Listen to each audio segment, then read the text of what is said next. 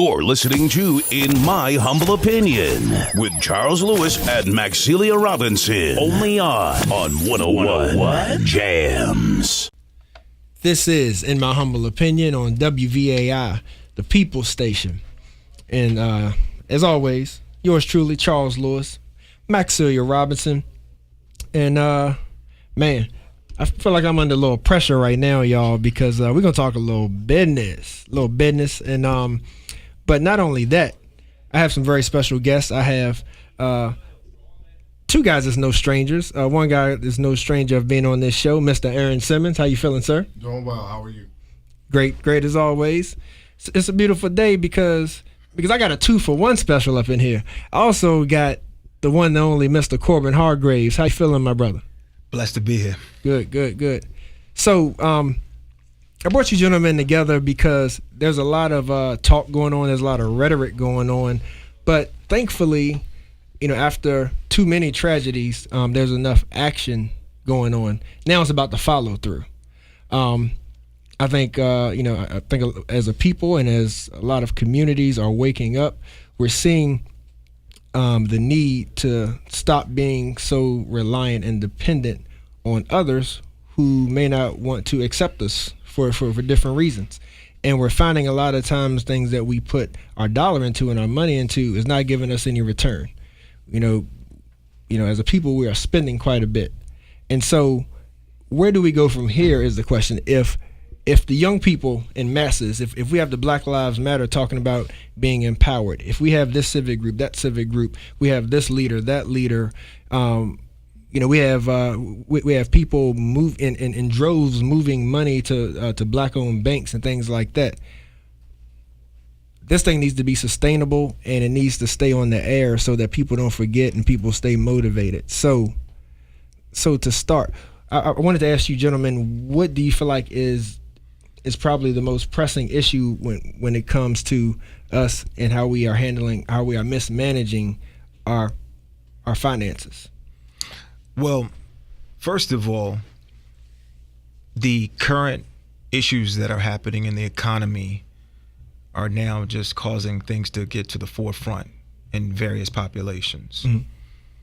We have been having issues for eons. Mm.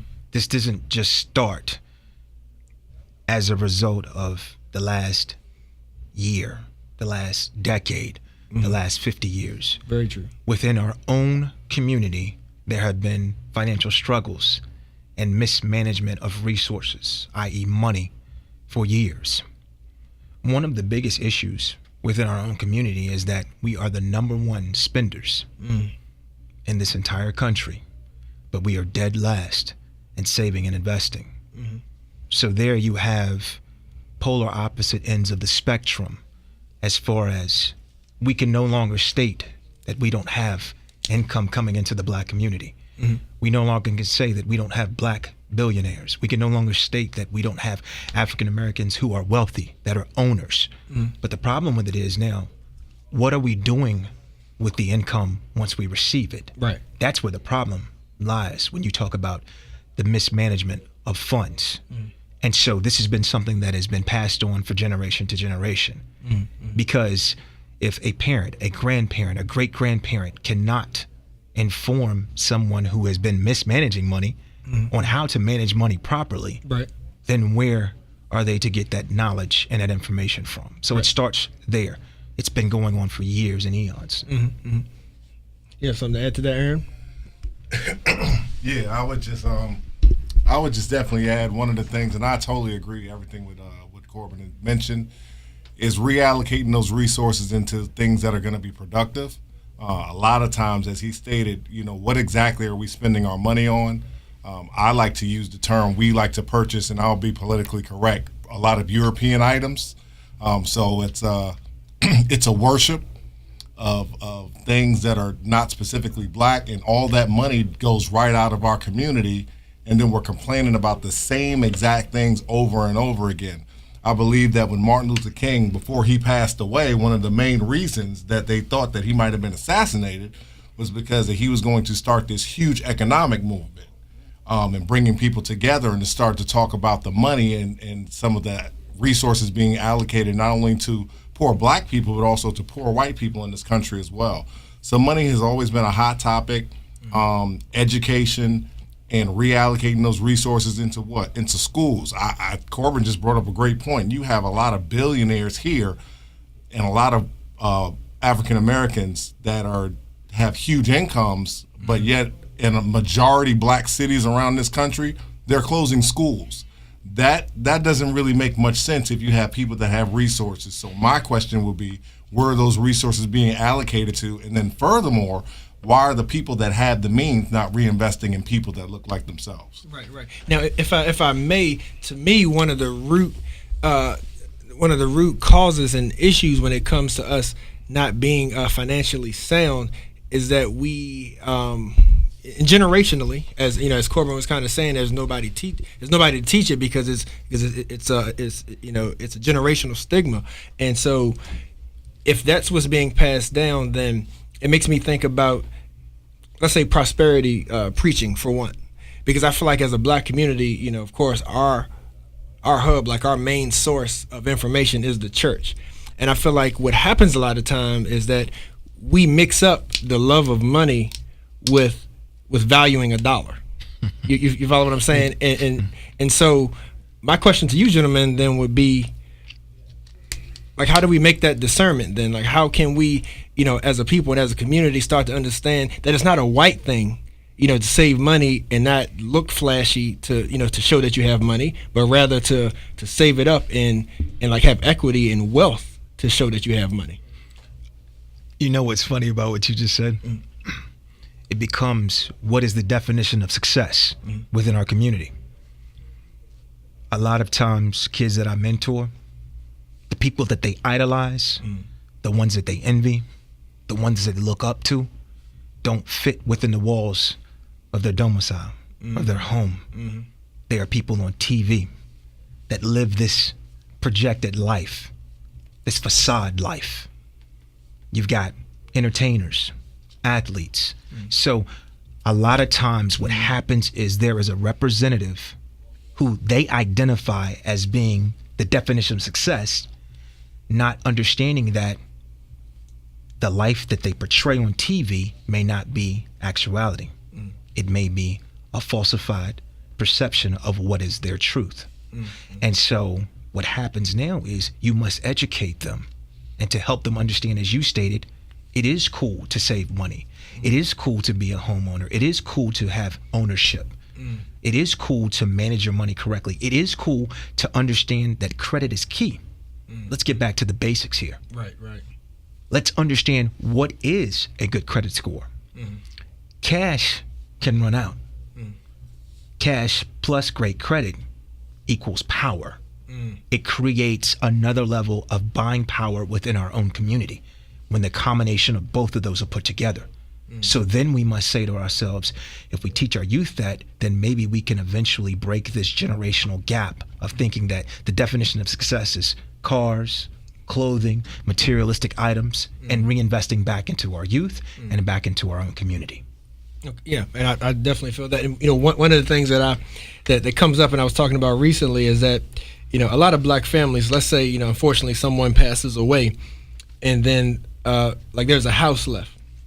It seems like one of the hardest things for a lot of black families to do is to understand, like that mindset of building equity into something instead of just looking for that fast dollar, just saying, okay, we got, like 3 children that mama left behind. And so we got to sell it because we got to split it because we got to divide it 3 ways, and like, that's the only option. It's the only option we got. We got to get rid of this property. We can't keep it in the family, and so Aaron, maybe you could touch on that because I know that may be something that you see from time to time within your field of work. But just the advice, to give on that of understanding that, that difference. Money is a tool. If I give Corbin a hammer, if he wants to nail something, he just doesn't hold it. He has to decide to use it. If you want to dig a ditch, you get a shovel. Well, the shovel doesn't do it. You have to do the digging yourself. And a lot of times, sometimes, I honestly, this is just my personal opinion, I think black people get money and they just expect something magically to happen with it. You have to manage it. You have to be accountable for it. You direct your money where to go. Nobody else does. What I like to say to a lot of my to my clients that sit down with me in my office is that this is you incorporated. Whatever your last name is, insert it here. This is Johnson Incorporated. This is McKinney Incorporated. And you decide this particular month with your annual budget where these funds are going to go. You can have an entertainment expense. You have your housing expense. You have all these different expenses. You have your investing expense. But you decide where that money is supposed to go. No one else decides where I'm going to put $500 into entertainment this month, but not try to do a little investing on TD Ameritrade this month. Or I'm going to minimize my 401k statement if you are a W-2 employee, and I'm going to increase this money because I want to have a new car, European car. I'm going back to it that depreciates in value every single year. You understand what I'm saying? So you make where your money goes, and we just have a lot of people that are putting their money into things that, number one, not only don't appreciate, but rarely ever even have value in the first place. Right. I'd like to also add to what Aaron just stated. I've had situations, literally, individuals from our own community have walked into my brokerage and have stated, grandfather or grandmother left us a property. They're now deceased. And as you stated, it may be 2, 3, or 4 that have to divide that one item. But the misconception comes in, we can split up 100,000 4 ways. How do we split this house? And so I have to give them the reverse perspective. Do you understand, instead of selling your house as is because, oh, the house is outdated. Oh, we're going to have to do some renovation costs and we don't have the money. Oh, we can't repair the home. We can't put another roof on it. So we're going to sell it for cheap and allow the investor who sees the potential equity and the gains from this particular investment. They may buy it out from you for $80,000 or $100,000. They may put in $25,000, $30,000, $50,000 of renovation into the property and turn around and sell it for double. They don't understand that concept a lot of times. Right. For those that do get it, they see the benefit in the home ownership aspect, retaining the property, building it back up, and selling it for a profit if that's what you want to do. Because see, I have no problem with you selling the property, but let's make sure we understand that there is more equity than what you see by that one item. So it's a matter of them putting in perspective, as you asked about the home ownership and leaving houses to their heirs and people that are going to be left behind thinking that this is just a debt. So we could take this 80 grand and split it up and we can go buy whatever we want to. Because the majority of the time, the people that are thinking in that mindset, what they're doing is reinvesting back into retail, whether it's a car, whether it's some other item that they've been wanting to purchase, because now they have this lump sum of money that is now coming in that they have a chance to now pay for it outright with that little bit of cash. Instead of taking that property now and becoming a homeowner to increase the minority ownership in their community and then selling it back and then being able to have a large piece of the pie. Right. From that investment that they took on. Right. And, and a big thing that I hear that's that could be holding us back, as far as reinvesting and circulating that dollar amongst black business or businesses within our community, just local business in general, for that matter, is a trust factor. Is that when somebody sees the big Walmart or the big supermarket or whatnot, it's flashy, and I guess it goes back to that mindset we feel like that success and wealth is determined by by how good we look, what we drive, right? So I think. Sometimes what's happening with that trust issue is just that. It goes back to the root of that issue. So like, how do we like conquer that issue? Because I feel like that's such a hindrance as far as, okay, like I believe that circulate this dollar is actually going to improve my livelihood. Like, what's some examples of how circulating a dollar within a community actually benefits your community?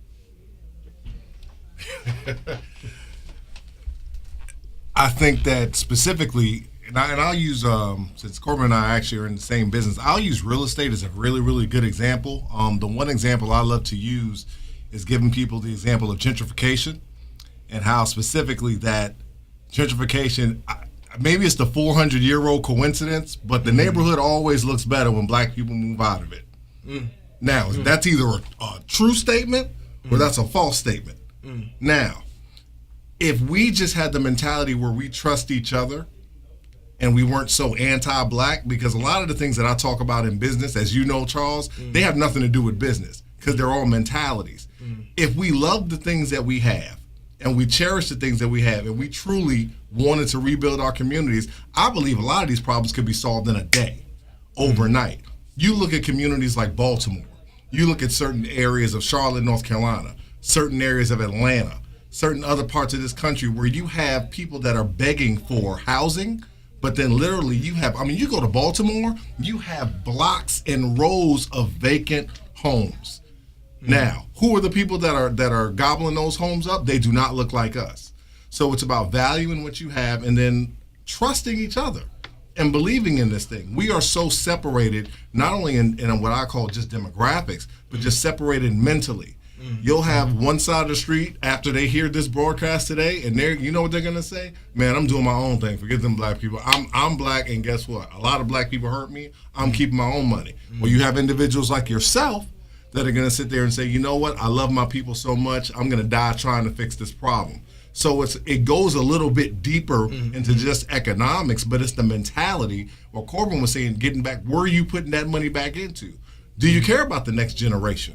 Because other communities, they clearly make a conceited and a concise effort to care about their children to where schools are being built, businesses are being built. So I don't have to go beg to anybody else for a job. Right. I'm creating opportunities for these kids so they don't have to go beg to anybody else. Right. So that's just my opinion. But I think that's one thing is trusting each other and just making sure that you're totally committed to this thing. Right. And many people aren't. So would you agree that starts at the dinner table then, getting over that culture difference of it being taboo to open up the checkbook in front of your kids, and part B of that question would be, if parents are still going to listen to this segment and still fall short of that, then what can we do to get out and help educate our people more? Each person individually. Each person as an individual. I mean, I can tell, I haven't known this guy but 5 minutes, but I can tell he takes a huge pride in what he does in his business, and I can tell he cares about black people. Well, that's enough for me to know that whatever resources I decide to allocate towards him, they're going to come back in some sort of constructive manner, and vice versa. And that's just when it comes to that. But it's each person as an individual. Sometimes we don't even have to unite. What are you thinking about when you're sitting at your desk at your job by yourself? The trust within our community. Crab in a barrel mentality.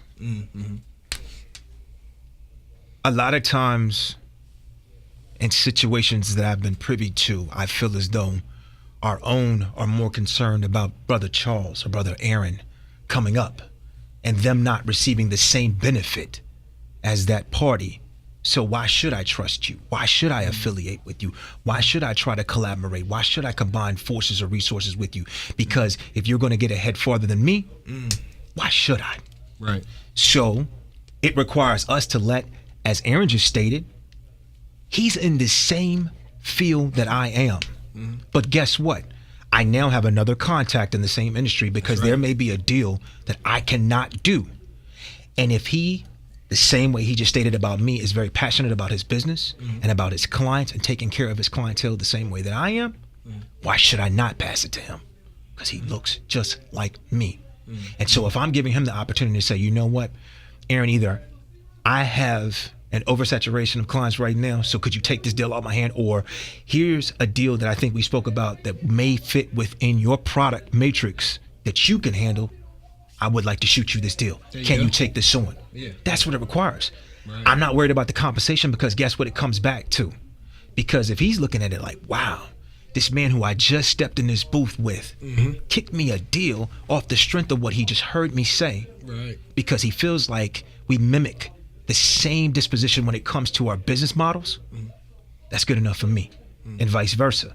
Because what I know, it doesn't matter whether it comes back from him, but I just plugged in someone within our own community in an industry that is not dominated by people that look like ourselves in the first place. I gotta giggle, man. I gotta giggle. You understand what I'm saying? This conversation with somebody so what happens is this.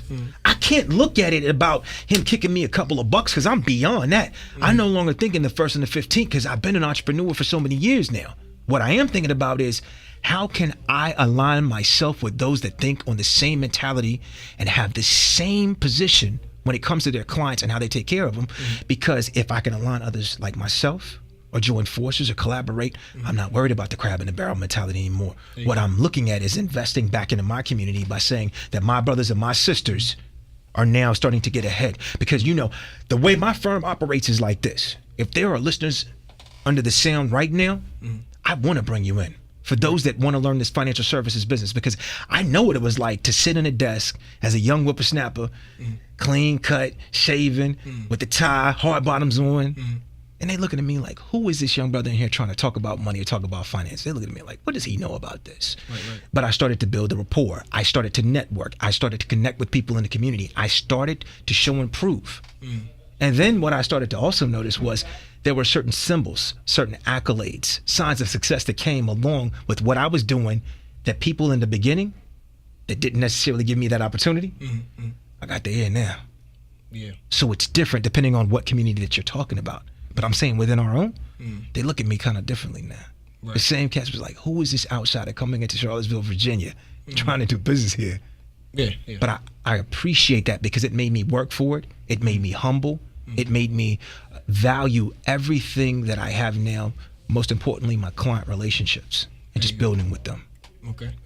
So the final question that I have, if I may, is, will it be enough for us to just educate each other on finances, or do we have to be independent in managing our finances, black banks, etc.? Come on, don't everybody scramble to the mic at once. Your question, is it going to be enough? I don't never know if it's actually ever going to be enough, to be honest. I think it's a step in the right direction. I just simply think that the economics is one part of it, but then you have so many other aspects of the system of racism and everything else that's out there and I do want to go back to this because your original question was, how does us recirculating, and correct me if I'm wrong, how does us recirculating this money help us to solve these other problems? Well, I just think that I want to make sure that I'm just giving my full 2 cents, is that you can throw a lot of money at the problem, but at the same time, that might solve a little bit of it, but you're still going to have a huge part of the problem that's out there. In reference to racism, which I believe that a lot of these problems are based upon. So I'm just not sure exactly what it can do. What I will say is that I think that us recirculating money and trusting each other and developing sustainable black businesses brings a whole lot of what I like to call black self-respect, which is tremendous. There's nothing better than when I see brothers and sisters out there with a lot of constructive, wonderful business ideas and building and doing something that I see is going to directly affect their community. That's a beautiful thing. We just don't see enough of it. We see a lot of businesses, but as you and I talked in the last program, not all those businesses produce very constructive results sometimes, and it kind of keeps us running in a circle a little bit. So I love to see brothers and sisters doing their thing for businesses that are going to bring positive, constructive results. And that's the one thing I can just say is that, if you have a business idea, just start.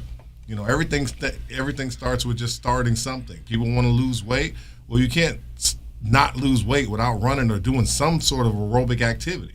If you're not good at saving money, just try to put a little money away in a cookie jar. Then you can develop, but you just have to take a leap and take a step forward. So I know Corbin's got a little bit more he wants to share, but I would hope so. Alley. I threw it up and you got to dunk it. There you go. I caught that down. I appreciate it, Aaron. Nah, you good, man. Education by itself is not enough to answer your question. And the reason why I say that is because it's just like teaching a child.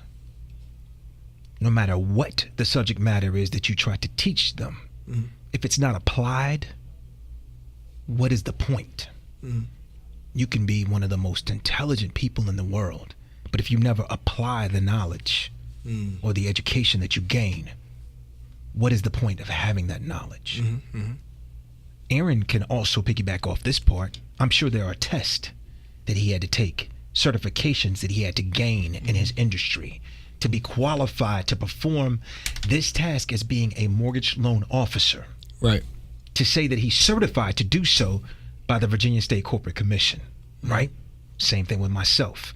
Whether it's life, health, and annuities, or mortgage broker, or whatever the case is, there's certain qualifications or levels of education I had to gain, hours, credit hours that I had to gain. But if I gain the certification, if I get the license, and I never apply the knowledge that I've gained from going through these tutorials, these educational seminars, these classes, passing these tests, what is the point of it? And it's the same thing with us. What is the point of having discussion if there's no action to back up those discussions? The constant conversation. Okay, let's say we do put money into these black-owned banks, these black-owned businesses. But then what do we do with it in return? We have to have a game plan. Money sitting idle, not gaining interest, not doing anything for us, is still just money sitting somewhere.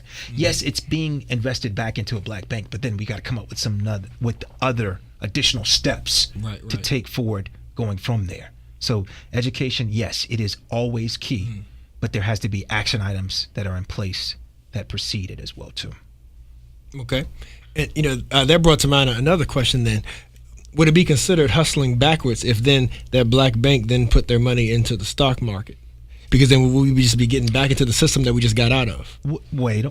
Well, that's a trap question is what you just asked. Because everything that's a public, everything that is a public offering is not necessarily a Caucasian or a minority-owned company. So it depends on what they are putting their money into. There are mutual funds. There are other things that you can invest in different markets that hold minority shares and ownings of companies that are minority-based. But you have to do the research. That's where the education part comes into play. Right. So if it's a blind pick, and then that company is dumping the money back into the same companies that they're trying to elude, what was the point? Right. But if they actually are reinvesting back into those companies within our own community, then you're starting to make some headway. But it also goes back to us understanding the value of not only the dollar, but also the value of what we're putting our money into. It goes back to the house example. We've got to understand and get past that mentality. All right, I see a house. I got to split it 4 ways. How do I split a house 4 ways with a person? No, we're looking at the long term, the equity that you build in that property and return on that investment. That's the way you have to look at it.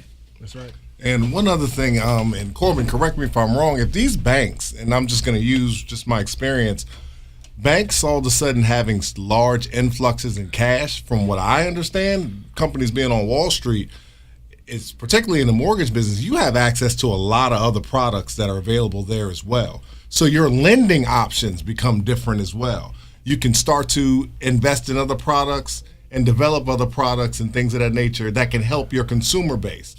On the commercial side, business loans, savings programs. So invest in that money back into that black business with the expectation. And you should have an expectation that you're going to reinvest this money back into people. And the fact that we're even asking this question, nobody thinks about that when they put money into Bank of America. Nobody thinks about that when you go deposit a check into Wells Fargo. You know what your expectation is? I'm going to get this certain amount of return. This is what's going to happen. If I start to invest in an ETF or mutual funds, just based upon those companies and reputations and historical records over certain time periods, this is what's going to happen. But all of a sudden, we start talking about black businesses and holding them accountable. Now it's, okay, what are you going to give me in return? We don't ask those questions with the big companies and the big corporations. So it really goes back down to us being realistic, being patient, and hopefully the people that are running these organizations and running these corporations and these businesses, these black banks that just got this influx of cash, what are you doing with them? What are you doing with the money? What are your plans? How do we make progress? How do we clean up these same communities that are being gentrified? How do we create more black homeowners in this particular country? How do we push entrepreneurship?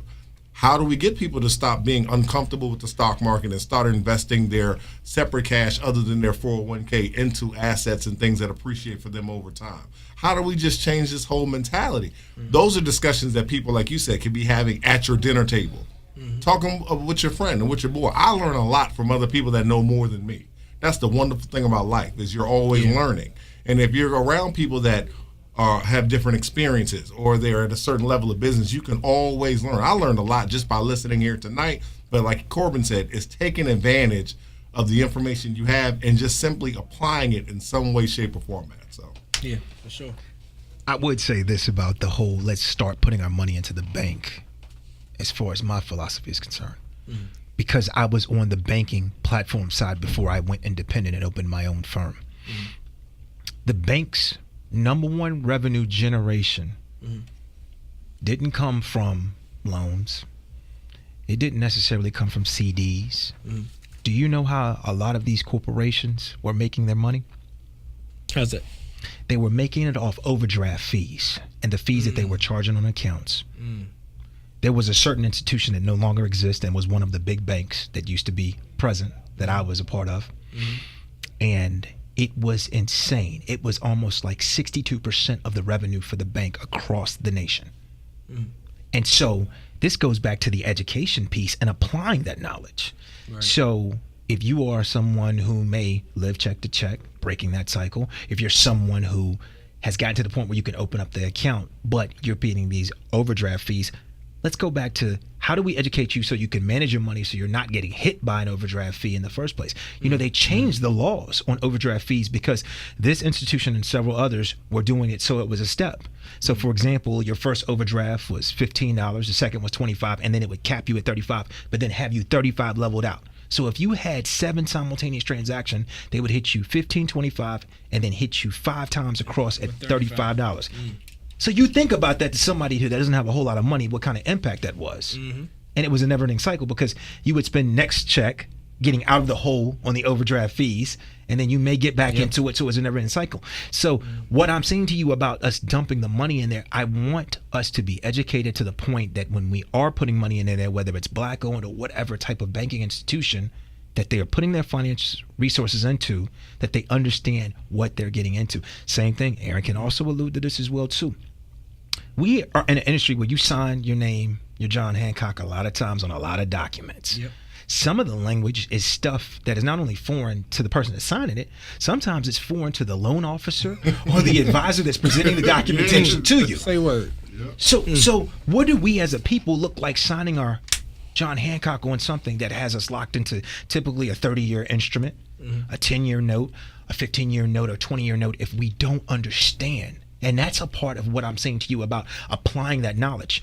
You cannot be afraid to ask questions to a trusted point of contact. Right. Do not just go into these banking institutions, these financial institutions, and be afraid to ask questions. And if it doesn't feel right, back away from the table and go ask someone who does know about this. Because yes, the knowledge is key. Yes, the education is critical. But if you're not applying it to strap yourself to make sure that you are a weapon for yourself and not against yourself, then there's no purpose of you doing this anymore. Right. Now, and quickly, back to referencing that community of trust. I have a partner who lives out Midwest in Oklahoma, and he's African American male, about my age, he's mid-30s, and he went to school and then he got employed into the energy sector. He's working for an energy company where they, have oil drills, oil wells, things of that sort. So now he's venturing on his own and starting his own, company, in hopes of being, one of the only, African American or African descent, I should say, in this field, in this industry business. Definitely in America, but of course in Africa, there's some African billionaires that that have oil companies, of course. Because of how rich that land is. But he and I were having a discussion about this and about the changes that's happening and how people are ready, to take more responsibility and being self-dependent and self-sufficient. And one of the things that I pointed out to him is that, to me, to break that distrust that we have is that it's going to start first with people who trust each other. So because a lot of times because we live in a microwave generation, so a lot of times we want the big bang instantly. Like if we see the flash and instant gratification from it, then we do it. But if it takes time and patience, and I heard you guys saying earlier about patience and step by step, starting with the cookie jar instead of starting with the savings bonds or what have you. I think it's the same thing with the trust. So if gentlemen such as ourselves continue to network together, and I pointed this out to him, I said, you watch what we're doing in a little town called Charlottesville. Like you watch that, and if you watch how, if we can make this work, then to me, that will set the example for the next community. And if each community, it takes part in this domino effect, then before you know it, it could be a national thing. But I think before we look, because we're always looking for the next big leader, the next big thing. So before we look on a national scale and say, man, what are we doing? I think that community base starts first. And if I may plug it, August 16th, I want to see all my brothers at City Space once again to follow up on that Black Male Town Hall, if I must say. But gentlemen, any closing comments? First, I want to thank you, Brother Charles, for allowing me to do what I love and to speak about what I love. I'm very passionate, as Aaron mentioned. I'm thankful for every last one of my clients, for the deals I did close and the ones I didn't. I learned something from every last one of the experience. Thank you to 1-on-1 Jams. Keep doing what you're doing.